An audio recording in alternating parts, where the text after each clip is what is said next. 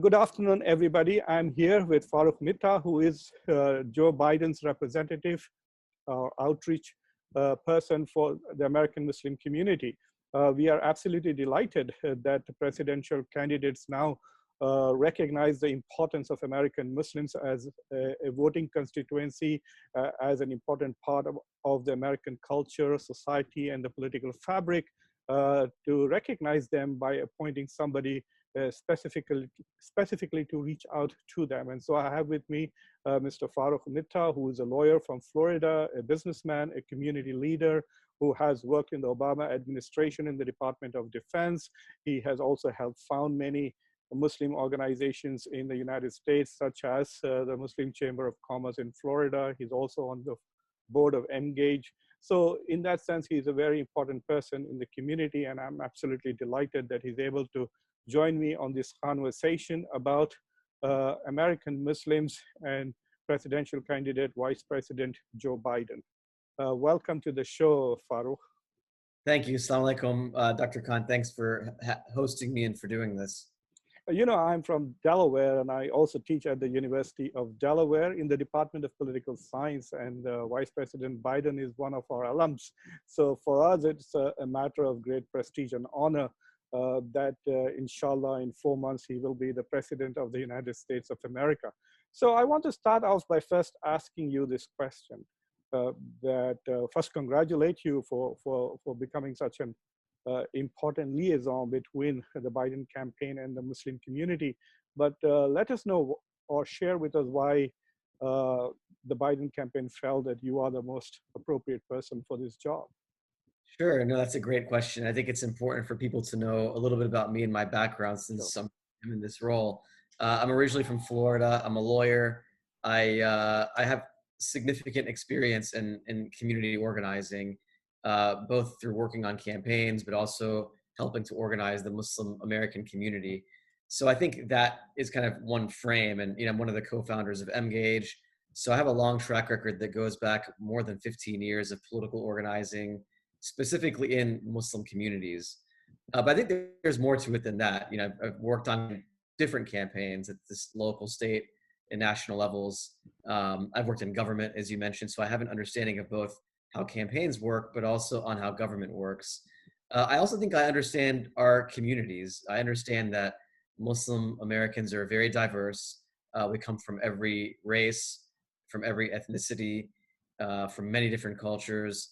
And it's important to have somebody in a job like this that understands that and can bring all these different people together. I also understand a lot of the policy concerns that our communities care about. I've lived in the Middle East. I speak fluent Arabic. I've published on many foreign policy topics. I've visited many Muslim countries. But I also grew up, my political upbringings in the African American Muslim community in Tampa. So I think all of those things are helpful in understanding all of our different communities in the country.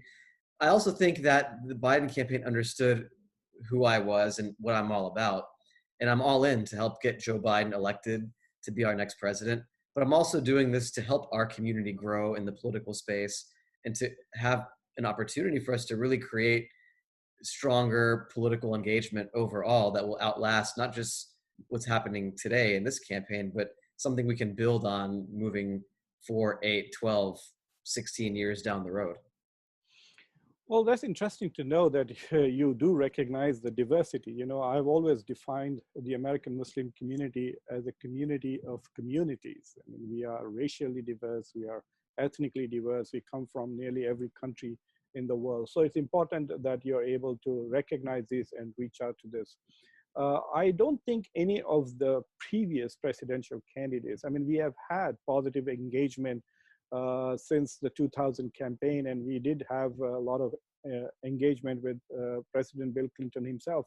But I think this is perhaps the first time that a presidential candidate has laid out, at least in writing, an agenda for Muslim Americans, as the Joe Biden campaign has done. I will post a link to that below this in the description of this video, so people can read about it. So tell me, how did this agenda come about, and what are the key elements of this agenda, and to what extent was Vice President Biden himself involved in articulating the elements of this agenda? Sure. I mean, I'll start with the last part, which is all of these things that are on our website, the different community agendas, they're all with his blessing and input. So, this comes from the idea that recognizing that our communities are diverse. And just to add one more level of diversity, which I didn't mention before, is the different traditions, beliefs, and practices Muslims have Sure. across the country. So being able to take an agenda to address that, to respect the fact that Muslims have been in this country for centuries and make contributions to this country every day as doctors, teachers, small business owners, job creators, retail workers, we're contributing across the board. And I think the other philosophical underpinning of that agenda is recognizing that and committing to honoring it and committing to bringing these people from across the country into the fold of the campaign. I would also say that something that we take very seriously in the campaign is making sure that we're not talking to Muslims only through a security lens, which is something that many of us have been frustrated with previous campaigns and candidates about. So if you look at the agenda, it's got a wide range of topics that our communities care about and all of our diverse communities can hopefully relate to. And that's kind of the frame through which we approached that agenda. I was reading through the agenda, and let me quickly read one or two sentences to give our audience an idea of what it is like.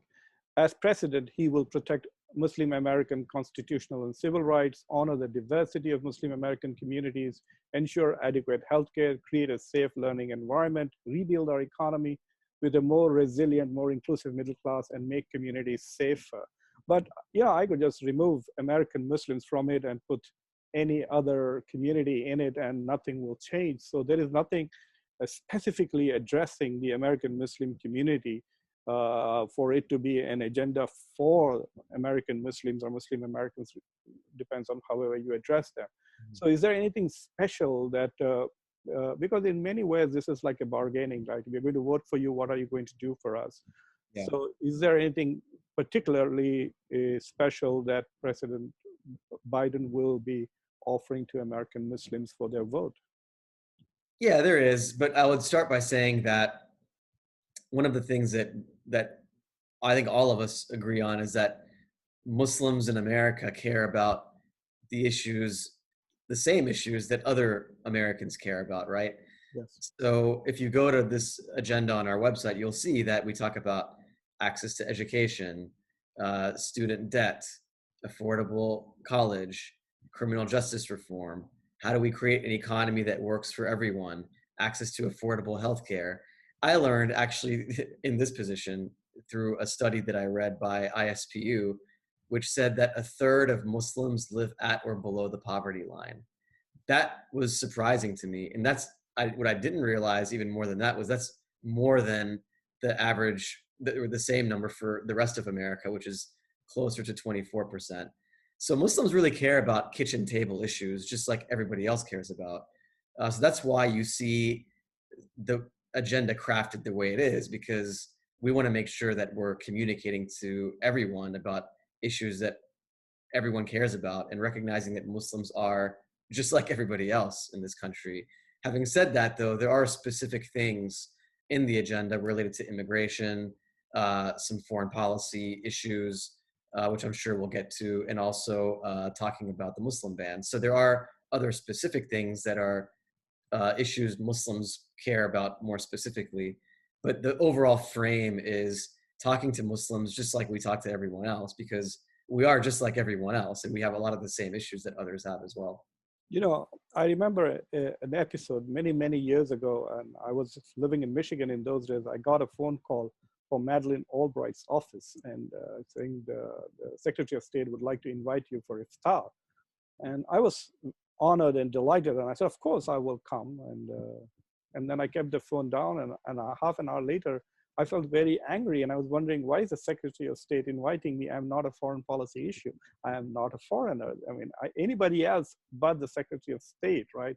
So for a long time, American Muslim issues were treated as a foreign policy agenda. So just the fact that we are not getting any special treatment itself is, I think, a special consideration that we have been treated like any other American. And that's one of the things I like about this agenda, is that there's nothing particular or special about American Muslims. They are Americans like anybody else. However, the current president has, been quite vociferous in his Islamophobia, particularly with regards to the Muslim ban issue. And while there is actually no Muslim ban as such, but the rhetoric, etc., has triggered Islamophobia. But there are specific measures in terms of refusing to accept refugees, the kind of immigration restrictions that have been introduced under the broad umbrella of Muslim ban. So is there any plan to reverse this Muslim ban issue and all the other protocols and legislations which have emerged as a result of this? Yeah, no, definitely. And on our Muslim agenda, it also states that Vice President Biden is committed to rescinding the Muslim ban or travel ban on day one. But he's also committed to urging Congress to pass the No Ban Act, which would inhibit or prohibit a future administration from reenacting Trump's travel ban. There's also a few other things if I can just take another quick step back about the previous question. Because you mentioned the circumstance of Madeleine Albright. Well, what we've committed to do is what Obama did in his last year, where we had an Eid celebration in the White House, which was actually different from the traditional iftar, because the Eid celebration was a community celebration where we, at the time, invited Muslims from all across the country to come celebrate Eid in the White House, rather than having the traditional kind of State Department-led iftar dinner. And we've also committed to restoring the position of Muslim liaison at the White House, which resided in the Obama administration in the Office of Public Engagement, on which obviously this administration has not filled or kept. When the Patriot Act was passed, Senator Biden was supportive of the Patriot Act. And one of the comments he made about the Patriot Act was that he was for these, well, the Patriot Act is many things. It empowers various agencies, but it also lowers the standards for evidence on several issues. And he was for this even before September 11 happened. And the Patriot Act has been targeting American Muslim communities for a long time, and some of its provisions are still out there. So given that record, some American Muslims are very nervous that President Biden might not fully reverse all the elements of the Muslim ban issue from a security perspective. And so there is that concern. And and I want to tie that up with this question, that a large number of American Muslims, both in 2016 and a campaign and the current election season, have been enamored with Bernie Sanders' campaign. And in some statistics, I saw that more American Muslims were supporting Bernie Sanders, who is of a Jewish background, than even American Jews. So from a religious perspective, I think the single largest constituency he might have had was American Muslims. So now American Muslims are making this transition, and they are asking these questions about Biden's past, and also to what extent will the Bernie agenda still be alive in the Biden presidency? Mm-hmm. Yeah, I can say a few things about that. So first of all, I give all the respect to Senator Sanders and his campaign about how they engaged Muslim Americans. And I have seen data that shows overwhelmingly how many Muslim Americans were supporting Senator Sanders when he was still a candidate for the presidency. I will say a couple of things. One is that, Vice President Biden's commitment to party unity is really, really important. And you may have seen that we set up these 6 unity task forces that has representatives from both campaigns that are working to look for what more can we do on issues like immigration, the economy, criminal justice reform, climate change, and a couple of others, education, healthcare. And we've got people from all walks of life and from the different spectrums of the Democratic Party involved in this, from AOC to Abdul El Sayed to former Secretary Kerry and others. So we've done other things as well to work with the Sanders campaign. And obviously, we know that Bernie Sanders endorsed Vice President Biden, but bringing the party together to win this election is really, really important to all of us, including to Joe Biden. I'll also say that, look, Vice President Biden has a long history of public service. He was in the Senate for many, many years. He was vice president to Barack Obama for 8 years. And with that comes a lot of votes and a lot of decisions. And I think he would be the first to say that he's probably made some mistakes in the past, and not every vote that he has ever made he would continue to support today.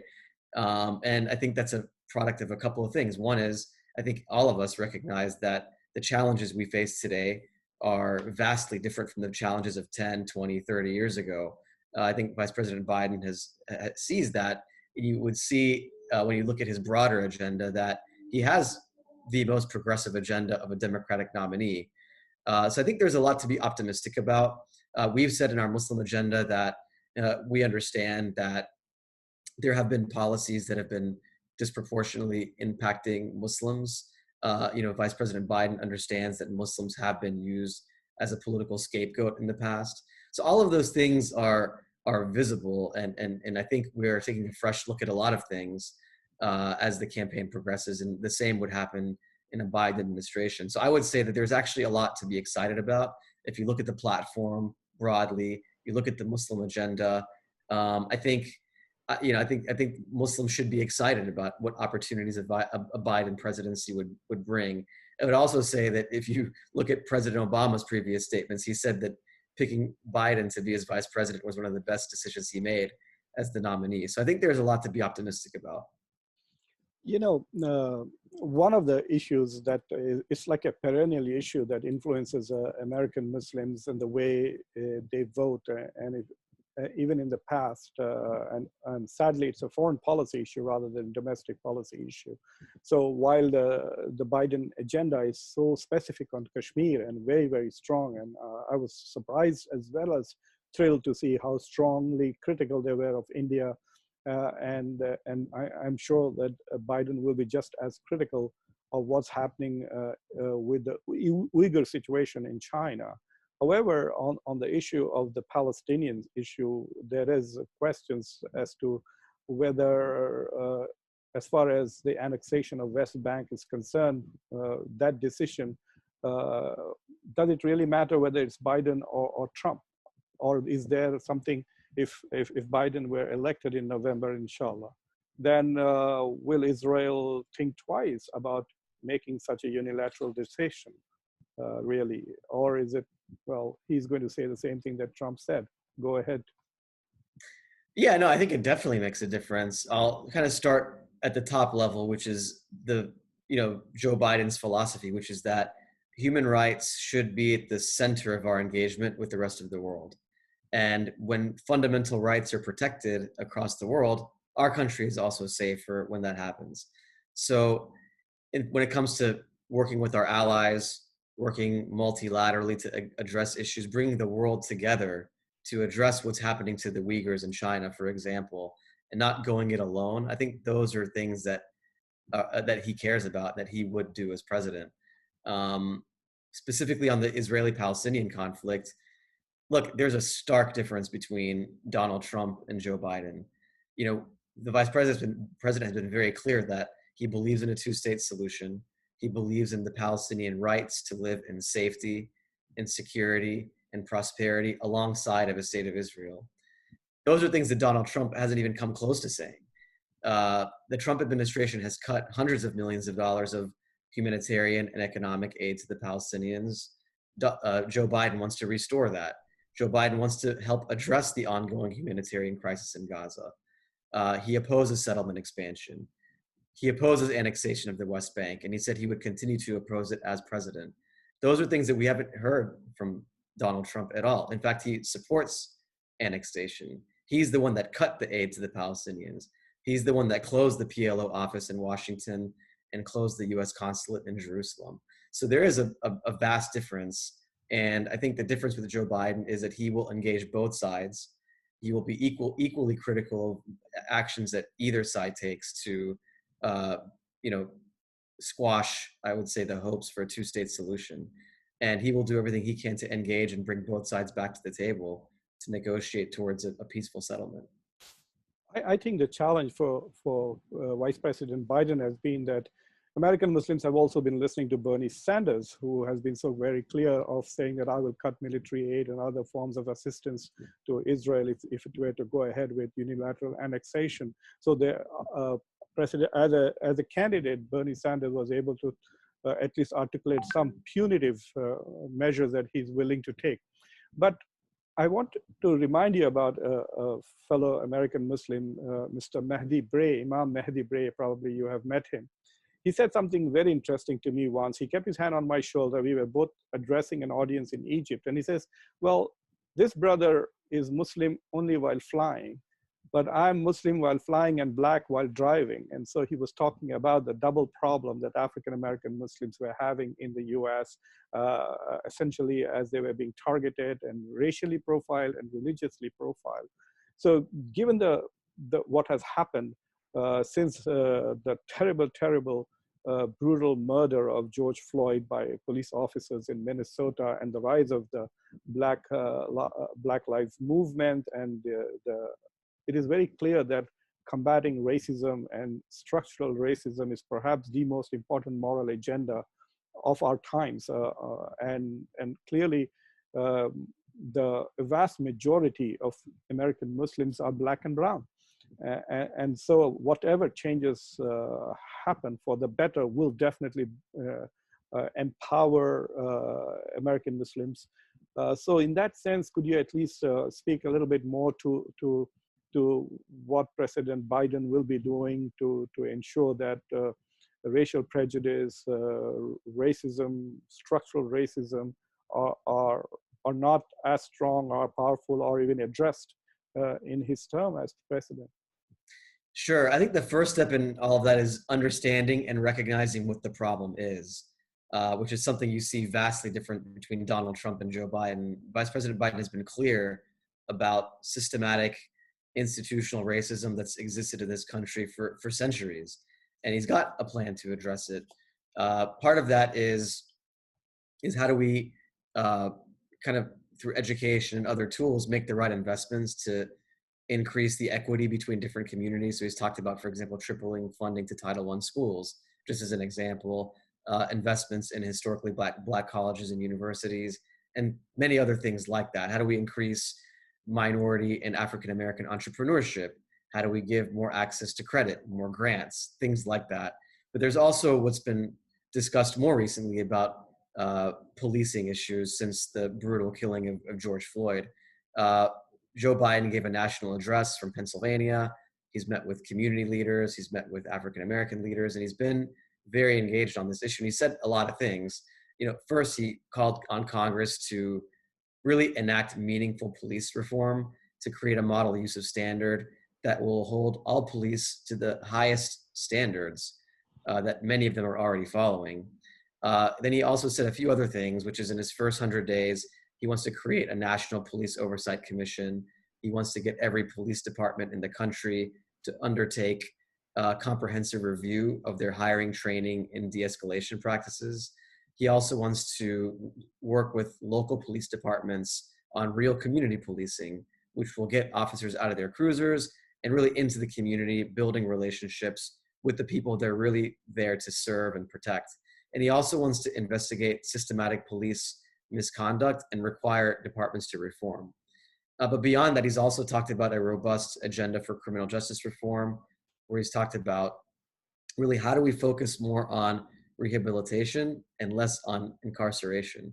So he's talked about a lot of things in that area, including ending incarceration for drug use alone, decriminalizing marijuana and automatically expunging records for possession, ending cash bail, ending corporations from profiting off of incarceration, essentially saying no private prisons, and many other proposals in that area. So he's got a robust plan for addressing these issues, and he's committed to implementing them as president. It's very rarely now that President Trump makes coherent and interesting or intelligent points, but he did make an interesting point on this issue of structural racism. And he said, look, if structural racism is so embedded in the society and has been around for so long, and then he points to Biden and says he's been in the system for 40 years, what did he do for this system, right?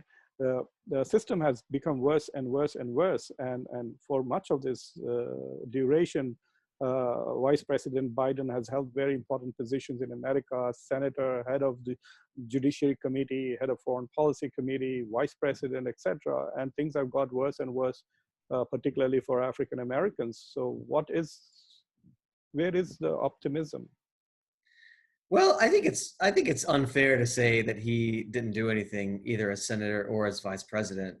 There's a lot of things that were done, including, well, first I'd take a step back and say that, remember, Joe Biden started his career as a public defender, so he's been a civil rights advocate since the time before he even ran for political office, and getting engaged in these communities and helping them solve their problems were, a main driver for him as to why he decided to run for office in the first place.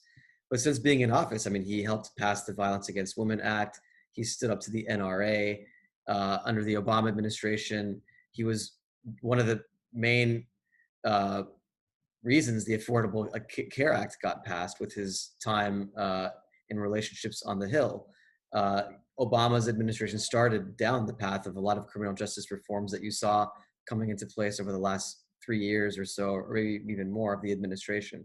So he's got a long, successful track record of making change, of standing up for civil rights, for protecting the rights of women and other minorities. So I think there is actually a lot to look at in his record that shows or demonstrates optimism of what he could do as president as well. You know, this question of mine is not addressed to you as somebody who's representing just the Biden campaign, but as an American. You know, our system has become a little off balance, so to speak, or it's kind of gone off the track. So for example, you could have issues where a vast majority of American population would have a particular preference, but the Congress and the executive are unable to get it done because of very strongly vested interests. For example, gun control is one issue, right, where a vast majority of Americans do want to see some kind of control on assault weapons, possession of these weapons, the way they are sold, off the record, et cetera, et cetera. So even though there is so much momentum for gun control and reforms about weapons in this country, the Congress is unable to do anything. And so given this condition of the system, how confident is the Biden campaign that he will be able to achieve all, well, if not all, at least a majority of the promises, especially the promises which are about systemic change that he's making on issues of race and the economy? Yeah, I mean, I have a few things to say about that. First of all, with the pandemic we're in with COVID, I think it's exposed a lot of systematic problems for everyone on both sides of the aisle. The hope is that if with Biden at the top of the ticket, we have a very good chance also of winning back the Senate this year. And if we are able to do that, it gives him a stronger mandate to go and legislatively do many of the things that he's committed to, including comprehensive immigration reform, just an example, or addressing climate change, where he has a $1.7 trillion plan to address, which is one of our greatest national security issues and global security issues of our time. I would also say that,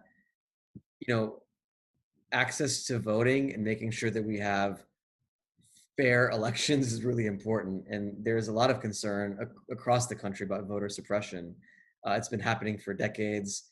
And I think given the pandemic, the Vice President Biden has been very outspoken about how do we expand access to voting for people? How do we make sure that it's easy for people to vote? And that's something that this administration has completely spoken against. I mean, you have a president who voted absentee himself, but then says mail-in voting is fraudulent. And if we had everyone vote mail-in, there's no way the Republican Party would win. So I think having the ability to have a leader who will expand access to voting rights is really important.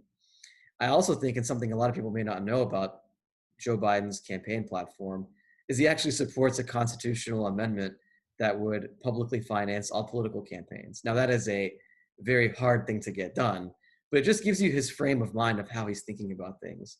We can't address these issues if we can't govern appropriately, or if we can't get people to vote fairly. So these are all other structural issues that if we can address them, would help even drive other policy agendas as well. Well, I have no more questions. I have a comment which I would like to make towards the end of our conversation, but do you have any advice or suggestion to American Muslims about the coming campaign? What else should they do besides writing checks and voting? I think we have to organize. We're in the middle of a pandemic, and we don't know literally what the situation is gonna be next week. If people want to vote absentee and their states allow it, get those requests in now. Be prepared of what it's going to take to actually cast your vote this year. You know, this election will be won in a handful of states where we have strong, vibrant Muslim communities like Michigan, Pennsylvania, Florida, Ohio, Nevada, even Texas. I think Texas is in play. Yeah. So we have to do everything we can to get our communities out to vote, because we can be part of the coalition that makes the difference to get Joe Biden elected and to get Donald Trump out. I will also say that it's really important for us to realize that there is a stark difference between these two candidates. And I've talked to people that just, you know, they hate Trump, but they're not necessarily completely behind Joe Biden. As we build political power in our communities, I think it's really important that we can take a stand when we see a candidate and a president like Donald Trump who scapegoats Muslims, appoints Islamophobic people into his government, which Joe Biden has condemned, and really doesn't even really want to talk to us. With Vice President Biden, not only do we have a seat at the table, we've got people across the campaign that are from our communities. They're either staff, they're advisors on our policy working groups. There is a genuine desire to engage our communities and to bring us into the structure of this campaign and the structure of a Biden administration if we're fortunate enough to win the presidency. So I think all of those are things that we really have to think carefully about. And we have to, as a community, make a stand and deter other candidates from treating us the way Donald Trump has treated us over the last 5 years, and others have treated us even before him. He pulled from an old playbook of hate mongering, fear, and Islamophobia. And we have to use this as an opportunity to reframe the conversation and to make sure that that playbook is never used ever again at any level of electoral politics. You know, I am extremely grateful, Farooq, for coming and talking to me about these issues. Uh, and I, on behalf of the community, I do want to thank you also for taking time to play such an important role, not just for American Muslims, but America needs Biden at the moment. There's no doubt about it. Donald Trump has been a threat not just to democracy and to decency, but he has actually decapacitated our country. If you look at various institutions, everybody who seems to be in charge of any federal agency is opposed to the existence of that agency, whether it is in the State Department or in Education Department. So most of the things that made America strong have been weakened under this president. So in that sense, just voting this president out in November will be the greatest thing that Americans can do for America itself. And as American Muslims, I think it is our responsibility to play a significant role. I understand that some American Muslims have been enamored by the rhetoric coming from Senator Sanders, the promises that he made. But I want them to remember that he was not a Democrat. If he won the White House, he would not have a party in the Congress. So in that sense, getting the things done in Washington is one of the greatest challenges. And I think President Biden, if he were inshallah to become president, would be far more successful in getting things done in Washington than anybody else.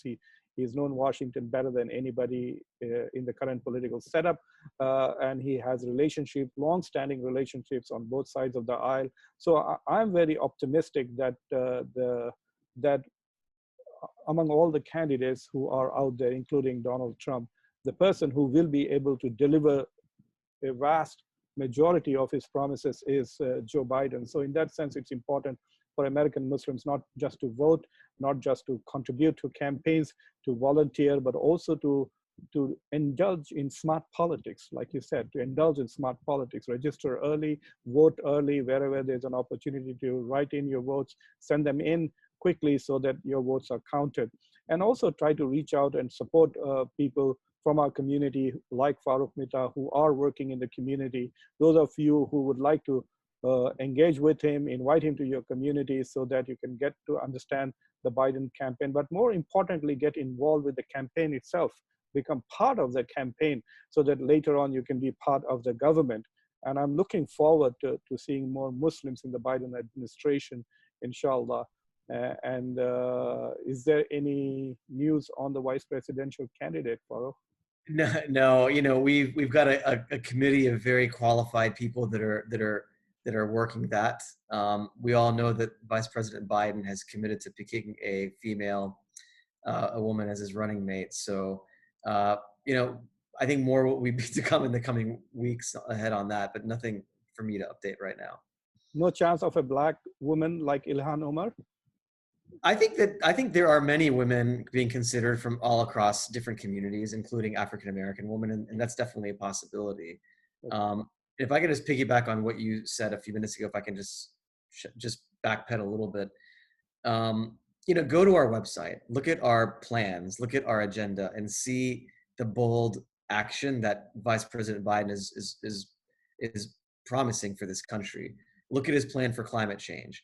Look at his plan for criminal justice reform. Look at his plan for education and how we can make college more affordable for everyone and alleviate student debt issues. Look at his plan for the economy. There's a lot of goodness there that I think when people take a close look, they'll say, wow, this is something that I can get behind and I can believe in. Look at his plan for responding to the pandemic. The fact that we're still where we are now, 3+ months into the COVID pandemic, is really an embarrassment. We've had no coordinated national response. We've got, we've got over 125,000 Americans who've died. This is something that's affecting every community. I've met many Muslims who've been affected by COVID, and it's really unacceptable. And Joe Biden is a man who is compassionate. He listens. He cares. One anecdotal story that came across to me a couple of months ago was a phone call that Joe Biden made to a Muslim Palestinian American in Dearborn, Michigan, who happened to have COVID. And he does things like this. He calls people and he talks to them. He mentors them, people who have speech impediments, as we've seen and heard about in the past. He's a guy who can connect with people. He picked up the phone, called this individual, spoke to him for about 20 minutes. What are you going through? What could be done better? What's your family going through? How are you feeling? How's your wife and your kids doing, given that you're in quarantine in your home? He talked about that type of stuff with this person. And these are things that he does because he's a good human being, not because he's looking for it to be posted on social media or that gets a lot of press attention. It's things that he does because he cares about everybody in this country, and that includes Muslims. So we have a seat at the table. Go to our website, look at our policy positions, and please, anybody, feel free to reach out to me anytime with any questions, comments, or invite me to come to your community and speak, as Dr. Khan mentioned. Well, thank you very much, Farooq, on that beautiful anecdote. I think that's a good way to check out of this conversation. But yes, I reiterate, I will post the links to the Biden agenda below, and please go and acquaint yourself with that. One of the dangers that the community should be aware of is this overconfidence by looking at the polls. Biden is leading everywhere, including in swing states. So don't assume that he's going to win automatically and forget to vote. But we're not taking anything for granted, and we are running like we are behind, and we will continue to run like we're behind until, inshallah, if we win. Inshallah. Thank you very much, Farooq. Thank you. Assalamu alaikum. Wa alaikum.